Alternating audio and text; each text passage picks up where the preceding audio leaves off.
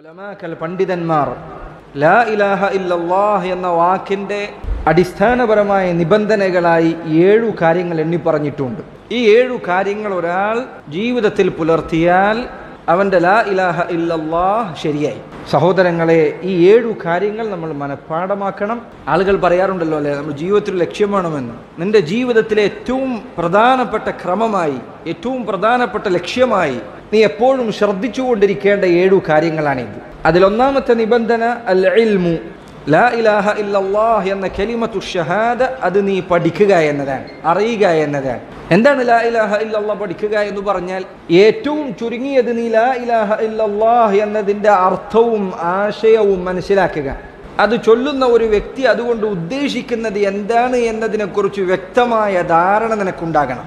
അതോടൊപ്പം ഈ വാക്ക് ഞാൻ ചൊല്ലിക്കഴിഞ്ഞാൽ ഇനി ഞാൻ പ്രവർത്തിക്കാൻ പാടില്ലാത്ത കാര്യങ്ങൾ എന്താണ്, അതിനെക്കുറിച്ച് നീ മനസ്സിലാക്കിയിരിക്കണം. ഉദാഹരണത്തിൽ ലാ ഇലാഹ ഇല്ലല്ലാഹ് എന്ന് ചൊല്ലിയ മനുഷ്യൻ അവൻ അള്ളാഹ്ക്ക് മാത്രമേ ഇബാദത്ത് ചെയ്യാൻ പാടുള്ളൂ. അതവൻ ചെയ്യേണ്ട കാര്യമാണ്. അവൻ ഒരിക്കലും ചെയ്യാൻ പാടില്ലാത്ത കാര്യമാണ്. ഉദാഹരണത്തിന് അള്ളാഹു അല്ലാത്തവർക്ക് സുജൂദ് ചെയ്യാൻ പാടില്ല. ഇങ്ങനെ എന്താണ് ഇതുകൊണ്ട് അർത്ഥമാക്കുന്നത്, ഉദ്ദേശിക്കുന്നത് എന്ന കാര്യം അവൻ പഠിക്കണം. ഫഅലം അന്നഹു ലാ ഇലാഹ ഇല്ലല്ലാഹ്, നീ ലാ ഇലാഹ ഇല്ലല്ലാഹ് എന്ന കലിമത്തു ഷഹാദ അത് പഠിക്കണം. നബി സല്ലല്ലാഹു അലൈഹി വസല്ലമയോടുള്ള കൽപ്പനയാണത്. അപ്പോൾ മറ്റു മുസ്ലിമീങ്ങൾ എന്തായാലും ഇത് പഠിക്കണം. ഒന്നാമത്തെ നിബന്ധന അതാണ്. രണ്ടാമത്തെ നിബന്ധന അൽ യഖീൻ, ലാ ഇലാഹ ഇല്ലല്ലാഹ് എന്ന ഈ വാക്ക് ഉൾക്കൊള്ളുന്ന ആശയം, ആദർശം, അതിൽ നിനക്ക് ഉറച്ച വിശ്വാസമുണ്ടായിരിക്കണം, ദൃഢബോധ്യമുണ്ടായിരിക്കണം.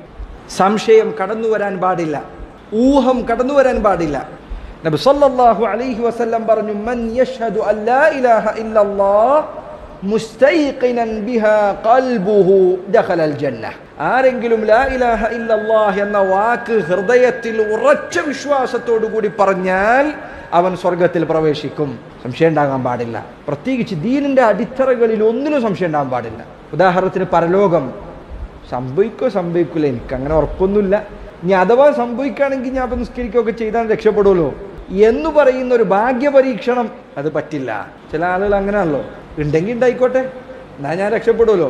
ഇല്ല, അങ്ങനെ ഒരാൾ വിശ്വസിച്ചാൽ അവൻ മുസ്ലിമല്ല. അങ്ങനെ സംശയം ഉണ്ടായിക്കഴിഞ്ഞാൽ, സൂറത്തുൽ കഹ്ഫിൽ നിങ്ങൾ വായിക്കാറില്ല 2 തോട്ടക്കാരുടെ ചരിത്രം? 2 തോട്ടക്കാരുണ്ടായിരുന്നു. ഒരുത്തന് വലിയ തോട്ടമുണ്ട്, മറ്റൊരുത്തനും തോട്ടം. അതിൽ ഒരുത്തൻ തൻ്റെ ഒപ്പമുള്ളവൻ തൻ്റെ തോട്ടം സന്ദർശിക്കാൻ വന്നപ്പോൾ അതൊക്കെ കാണിച്ചു കൊടുത്തപ്പോൾ അവൻ പറഞ്ഞു, വലാ അദുന്നു സ്സാഅത ഖായിമതൻ വലഇൻ റുദിത്തു ഇലാ റബ്ബി ലഅജിദന്ന ഖൈറൻ മിൻഹാ മുൻഖലബ. അന്ത്യനാൾ ഉണ്ടാകില്ല എന്നാണ് എൻ്റെ ഒരു ഊഹം. ഇനി അഥവാ ഞാൻ അള്ളാഹുവിൻ്റെ അരികിലേക്ക് മടക്കപ്പെടുകയാണ് എങ്കിലോ അവിടെയും നല്ല ഒരു പര്യവസാനം ഞാൻ കണ്ടെത്തുമെന്നാണ് ഞാൻ പ്രതീക്ഷിക്കുന്നത്. നോക്കൂ നിങ്ങൾ, അവൻ പരലോകം ഇല്ലാന്ന് ഉറപ്പിച്ചു പറഞ്ഞിട്ടില്ല, ഉണ്ടാകില്ലെന്നാണ് എൻ്റെ വിചാരം. എൻ്റെ ഊഹം ഏതാണ്ട് അങ്ങനെയാണ്. ഉണ്ടായേക്കാം. മുനാഫിക്കുകളെ കുറിച്ച് പറഞ്ഞിരുന്നല്ലോ, അവരങ്ങോട്ടുമില്ല ഇങ്ങോട്ടുമില്ല, അവരെപ്പോഴും സംശയത്തിലാണ്. മുദബ്ദബീന ബൈന ദാലിക്, അവർക്ക് ചിലപ്പോൾ തോന്നും ഇത് സത്യമാണ് എന്ന്. സൂറത്തുൽ ബഖറയുടെ തുടക്കത്തിൽ മുനാഫിക്കുകളുടെ അടയാളങ്ങൾ പറഞ്ഞപ്പോൾ അള്ളാഹു പറഞ്ഞെന്താ? അവർ ഒരു കൂരിരുട്ടുള്ള ദിവസത്തിൽ അകപ്പെട്ട മനുഷ്യനെ പോലെയാണ്. ചിലപ്പോൾ ഒരു ഇടുത്തി അങ്ങ് വരും, അപ്പോൾ അതിൽ കുറച്ച് വെളിച്ചം കാണുമ്പോൾ അവരതിൽ കുറച്ച് മുന്നോട്ട് നടക്കും. പണ്ഡിതന്മാർ പറഞ്ഞു, അവർക്ക് ഇടയ്ക്ക് ഇത് ശരിയാണെന്ന് തോന്നും, ഇടയ്ക്ക് ഇസ്ലാം ശരിയാണെന്ന് തോന്നും, പക്ഷെ അത് കുറച്ചു നേരം ഉണ്ടാവുള്ളൂ. അത് കഴിഞ്ഞാൽ പിന്നെ അതാണ് നീ. ഇങ്ങനെയുള്ള സംശയത്തിലായി കൊണ്ടിരിക്കുക എന്നത് ഒരു മുഅ്മിനിന് പാടില്ല. ലാ ഇലാഹ ഇല്ലല്ലാഹ് എന്നതിൻ്റെ ആശയം, ആദർശം അതിൽ അവൻ ഉറച്ചു വിശ്വസിക്കണം. മൂന്നാമത്തെ നിബന്ധന അൽ ഇഖ്ലാസ്. അവൻ ലാ ഇലാഹ ഇല്ലല്ലാഹ് എന്ന വാക്ക് പറയുന്നത് ഇഖ്ലാസോടുകൂടിയായിരിക്കണം. അള്ളാഹുവിൻ്റെ പ്രതിഫലം പ്രതീക്ഷിച്ചുകൊണ്ട് മാത്രമായിരിക്കണം. ദുനിയാവിലെ എന്തെങ്കിലും നേട്ടങ്ങളോ ഉദ്ദേശങ്ങളോ അവൻ്റെ ഈ വാക്ക് പറയുന്നതിന് പിന്നെ ഉണ്ടാവാൻ പാടില്ല.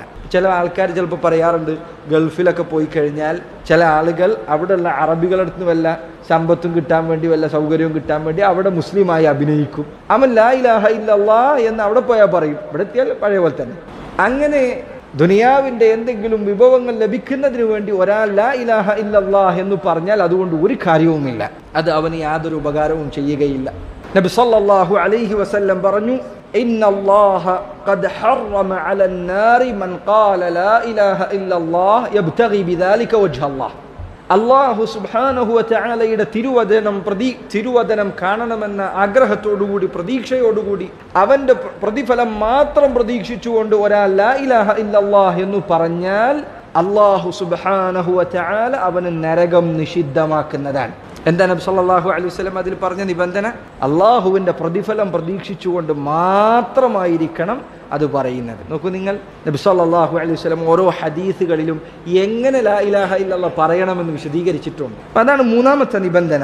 നാലാമത്തെ നിബന്ധന അസ്സുദ്ഖു അൽ ലാ ഇലാഹ ഇല്ലല്ലാഹ് എന്ന വാക്ക് അവൻ ഉച്ചരിക്കുന്നത് സത്യസന്ധമായി കൊണ്ടായിരിക്കണം.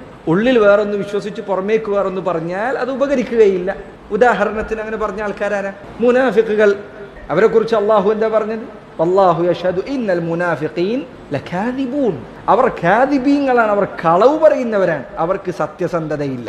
ലാ ഇലാഹ ഇല്ലല്ലാഹ് എന്ന വാക്ക് പറയുന്നത് സത്യസന്ധമായി കൊണ്ടായിരിക്കണം. നിന്റെ നാവ് കൊണ്ട് നീ ഉച്ചരിക്കുന്നത് നിന്റെ ഹൃദയത്തിൽ നീ വിശ്വസിക്കുകയും വേണം. നബി സല്ലല്ലാഹു അലൈഹി വസല്ലം പറഞ്ഞു, മാ മിൻ അഹദിൻ യശ്ഹദു അല്ലാ ഇലാഹ ഇല്ലല്ലാഹ് വ അന്ന മുഹമ്മദൻ റസൂലുള്ളാഹ് സിദ്ഖൻ മിൻ ഖൽബിഹി. ആരെങ്കിലും കലിമത്തു ഷഹാദ തൻ്റെ ഹൃദയത്തിൽ നിന്ന് സിദ്ഖോടുകൂടി സത്യസന്ധമായി പറഞ്ഞാൽ ഇല്ലാ ഹറമഹുല്ലാഹു അലന്നാർ, അള്ളാഹു അവനെ നരകത്തിന് നിഷിദ്ധമാക്കുന്നതാണ്. അപ്പൊ സത്യസന്ധത വേണം. ഇത്രയും പറഞ്ഞു, ഒന്നുകൂടി പറയട്ടെ ഞാൻ. ഒന്നെന്താ? ഇൽമുണ്ടാകണം. രണ്ടാമത്തേത് യഖീൻ ഉണ്ടാകണം. മൂന്നാമത് പറഞ്ഞതോ ഇഖ്ലാസ് ഉണ്ടാകണം. നാലാമത് പറഞ്ഞതോ സിദ്ഖ് ഉണ്ടാകണം, സത്യസന്ധത ഉണ്ടാകണം. അഞ്ചാമത്തെ കാര്യം അൽ മഹബ്ബ.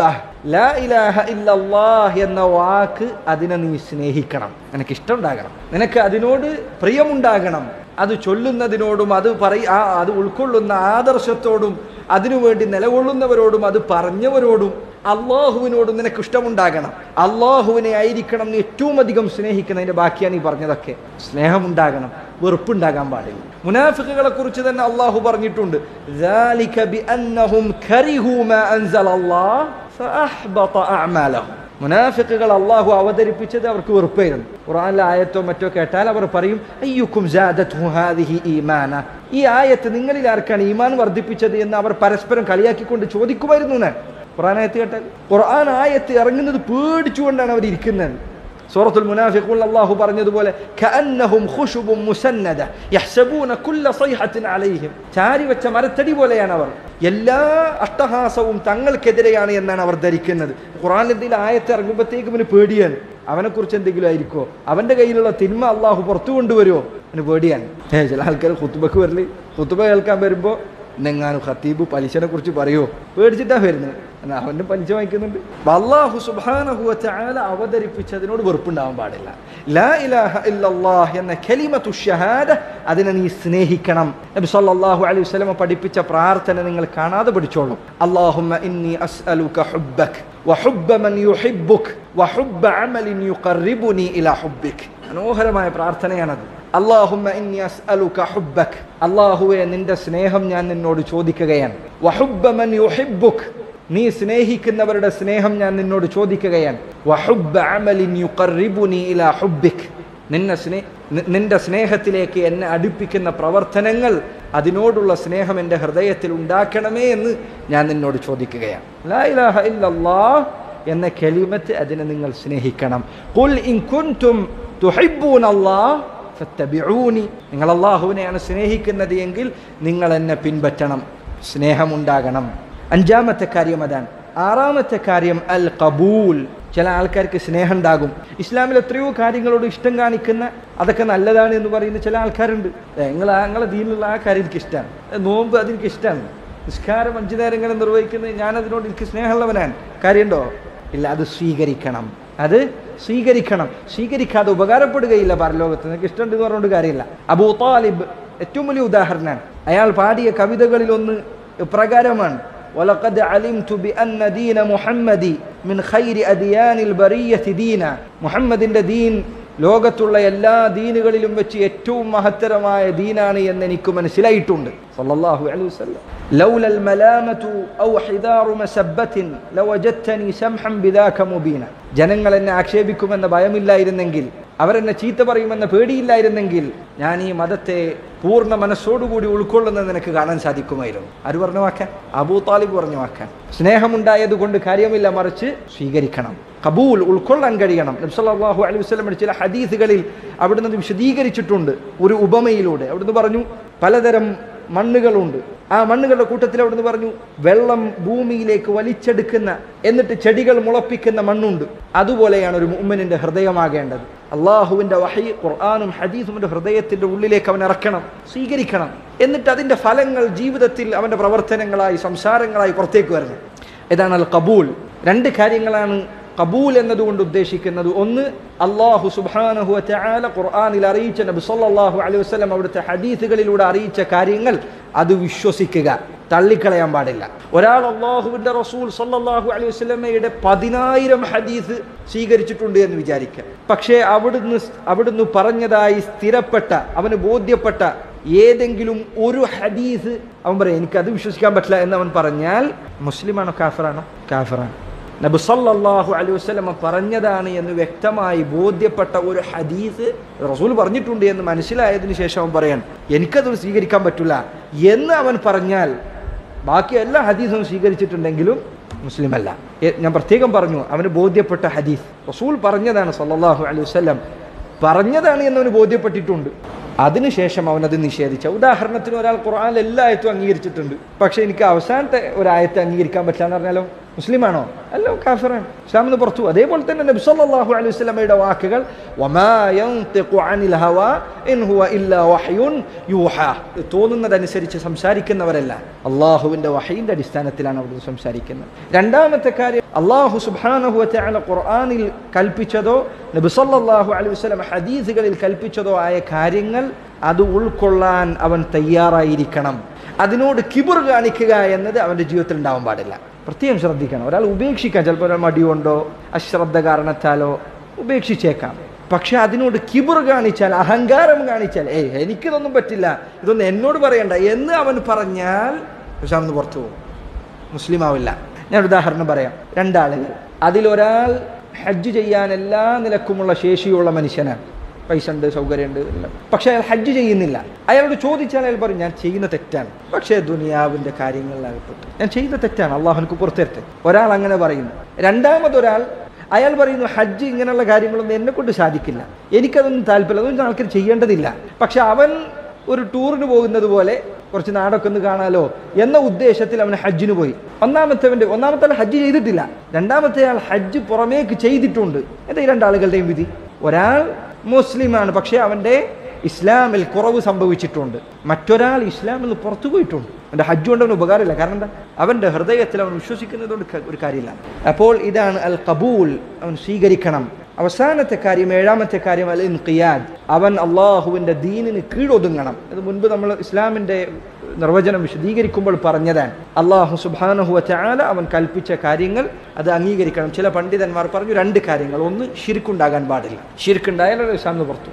രണ്ട്, നബി സല്ലല്ലാഹു അലൈഹി വസല്ലമയുടെ കൽപ്പനകൾ പൂർണ്ണമായി ഉപേക്ഷിക്കുന്ന അവസ്ഥ അവൻ ഉണ്ടാകരുത്. ചിലത് ഇടയ്ക്ക് ഉപേക്ഷിച്ചു പോകുന്നു, അതെന്തല്ല, അത് ഈ പറഞ്ഞതിന് വിരുദ്ധമല്ല. മറിച്ച് ഒരാൾ നബി സല്ലല്ലാഹു അലൈഹി വസല്ലം എന്ത് കൽപ്പിച്ചാലും അത് സ്വീകരിക്കാൻ തയ്യാറല്ലാത്ത മാനസികാവസ്ഥയിലാണ് അയാൾ നിലകൊള്ളുന്നത് എങ്കിൽ ഇസ്ലാമിന് പുറത്താണ്, മുസ്ലിം അല്ല. അപ്പോൾ ഈ 7 നിബന്ധനകൾ ഒന്നുകൂടി നമുക്ക് പറഞ്ഞു നോക്കാം. ഒന്നാമത്തേത് ഇൽമാൻ, അറിയുക. രണ്ടാമത്തേത് യഖീനാൻ, എന്താ എൻ്റെ അർത്ഥം? ഉറച്ച വിശ്വാസം ഉണ്ടാകുക. മൂന്നാമത്തേത് ഇഖ്ലാസാൻ, എന്താ അതിൻ്റെ അർത്ഥം? അള്ളാഹുവിന് വേണ്ടി മാത്രമായി പറഞ്ഞതായിരിക്കണം. നാലാമത്തേത് സിദ്ഖു, സത്യസന്ധമായി പറഞ്ഞതായിരിക്കണം. അഞ്ചാമത്തെ കാര്യം അൽ മഹബ്ബത്തു, ഈ പറഞ്ഞ വാക്കിനോടും അതിൻ്റെ ആദർശത്തോട് സ്നേഹമുണ്ടായിരിക്കണം.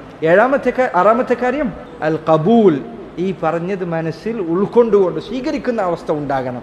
ഏഴാമത്തെ കാര്യം അൽ ഇൻഖിയാദ്, അള്ളാഹുവിൻ്റെ ദീനിന് അവൻ കീഴൊതുങ്ങണം. ഈ 7 നിബന്ധനകൾ നിങ്ങൾ കാണാതെ പഠിക്കുക. ഇടയ്ക്കിടയ്ക്ക് സ്വന്തം ജീവിതം പരിശോധിക്കുക. ഇതിലെനിക്ക് എവിടെയെങ്കിലും കുറവ് സംഭവിക്കുന്നുണ്ടോ എന്ന പരിശോധന നടത്തുക. അള്ളാഹു സുബ്ഹാനഹു വ തആല കലിമത്തു ഷഹാദ ഉച്ചരിച്ചുകൊണ്ട് മരിക്കുന്ന മുസ്ലിമീങ്ങളായ മുഅ്മിനീങ്ങളായ അവൻ്റെ ദാസന്മാരിൽ നമ്മൾ ഉൾപ്പെടുത്തുമാറാകട്ടെ. اللهم إنا نسألك حبك وحب من يحبك وحب عمل يقربنا إلى حبك. اللهم إنا نسألك علما نافعا ورزقا طيبا وعملا متقبلا. اللهم اغفر للمسلمين والمسلمات والمؤمنين والمؤمنات الأحياء منهم والأموات إنك مجيب الدعوات وقاضي الحاجات. اللهم ربنا تقبل منا إنك أنت السميع العليم وتب علينا إنك أنت التواب الرحيم واغفر لنا يا غافر المذنبين. صلى الله وسلم وبارك على نبينا محمد وعلى آله وصحبه وسلم.